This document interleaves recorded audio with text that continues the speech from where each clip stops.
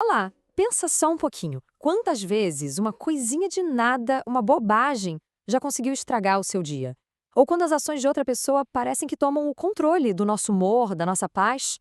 Pois é, hoje a gente vai mergulhar fundo numa filosofia antiga, mas que tem umas ferramentas incrivelmente poderosas para o nosso mundo de hoje. E essa é a grande questão, né? Por que a gente se abala tanto com as coisas?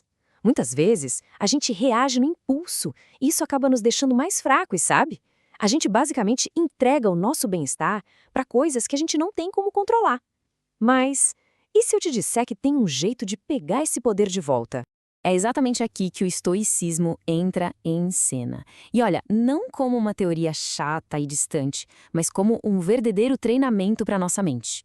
O objetivo é esse aí, transformar a mente numa fortaleza mesmo. Uma que consiga aguentar as tempestades da vida com firmeza, com clareza, sem desmoronar. E o primeiro tijolo, a base dessa fortaleza mental, é construído em cima de um princípio que é, nossa, fundamental. É uma distinção que, depois que a gente entende, muda completamente o jogo. Olha só que simples e, ao mesmo tempo, profundo. É a tal da dicotomia do controle. De um lado está tudo aquilo que a gente não controla. Os eventos lá fora, o que os outros fazem ou deixam de fazer, o que eles pensam. E do outro lado está o nosso superpoder, o que a gente tem total controle. As nossas interpretações, as nossas reações, as nossas decisões, o sofrimento, a frustração. Tudo isso nasce quando a gente gasta uma energia danada tentando controlar a coluna da esquerda, em vez de focar em dominar a da direita. É por isso que um comentário atravessado na internet pode azedar um dia inteiro. O foco vai todo pro evento e a gente esquece que a nossa reação, essa sim era a nossa escolha.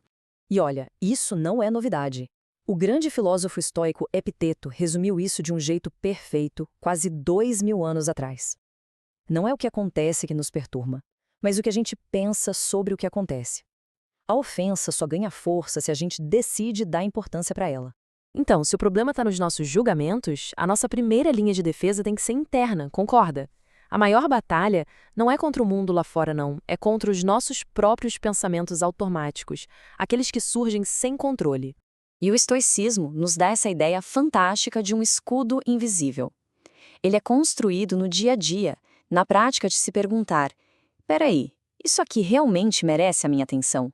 Esse pensamento é a realidade ou é só a minha interpretação?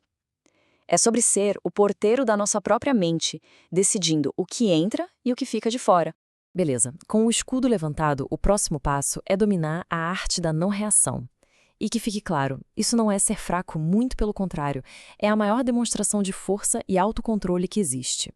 Pensa bem, quando alguém provoca, o que essa pessoa espera? Uma reação, claro, seja numa briga online ou numa alfinetada no trabalho.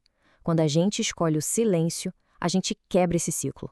A gente mostra que não é um fantoche das emoções dos outros. O silêncio, nesse caso, é poder puro. Ele devolve o controle pra gente. E isso me lembra na hora do imperador filósofo Marco Aurélio.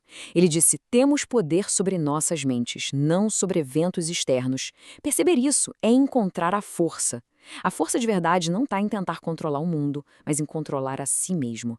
A decisão de não reagir é o exercício mais puro desse poder. E isso se encaixa perfeitamente na arte do que a gente pode chamar de desprezo inteligente. E calma, isso não é ser arrogante, não. É sobre gerenciar um recurso que é super valioso, a nossa energia mental. Para que gastar essa energia com o que é pequeno, com o que não vai fazer diferença nenhuma? A sabedoria é justamente escolher onde colocar a atenção e aprender a ignorar os dramas e as provocações que não levam a lugar nenhum. Com a mente mais protegida, o nosso foco pode finalmente se voltar para o que realmente importa: o nosso próprio caminho, o nosso progresso. E para isso, a gente precisa de duas coisas: largar de mão a mania de se comparar com os outros e, olha só, abraçar o desconforto como uma ferramenta. A comparação é um veneno para a paz interior, ainda mais hoje, com rede social para todo lado. A gente fica olhando o palco iluminado dos outros, mas conhece os nossos próprios bastidores cheios de bagunça. É a receita perfeita para a frustração. O estoico sabe que cada um tem sua própria jornada. O único progresso que importa é medido contra quem a gente era ontem. Tá, mas e na prática, como é que a gente faz isso? Primeiro, praticando a gratidão, que nos ajuda a valorizar o que já temos. Segundo, abraçando o desconforto. Em vez de fugir do que é difícil, o estoico encara como uma chance de ficar mais forte. E por último, mantendo a régua da comparação no único lugar que ela pertence: em nós mesmos. Então, quando a gente junta todas essas peças, a gente chega no grande objetivo: cultivar uma mente que consegue enxergar além da turbulência do momento e alcançar uma serenidade que dura. Aqui, a perspectiva do tempo é uma ferramenta incrível. Os estoicos nos lembram que tudo passa. Quando a gente se pergunta, isso aqui vai ter alguma importância daqui a 5 anos? O peso emocional do problema diminui, e muito. É a habilidade de colocar os desafios no seu devido tamanho. E esse é o ponto central de tudo. Ser inabalável não é viver num mundo cor-de-rosa sem problemas. É ter uma mente que não fica exigindo que o mundo seja perfeito, mas que aprende a navegar na imperfeição com calma, com sabedoria e, o mais importante, com paz interior. E com essa ideia, a gente encerra a nossa conversa, mas a reflexão continua. Olhando para a nossa vida, para as preocupações do dia a dia, para as batalhas que a gente enfrenta, a pergunta que fica é: o que, no final das contas, realmente merece a nossa paz?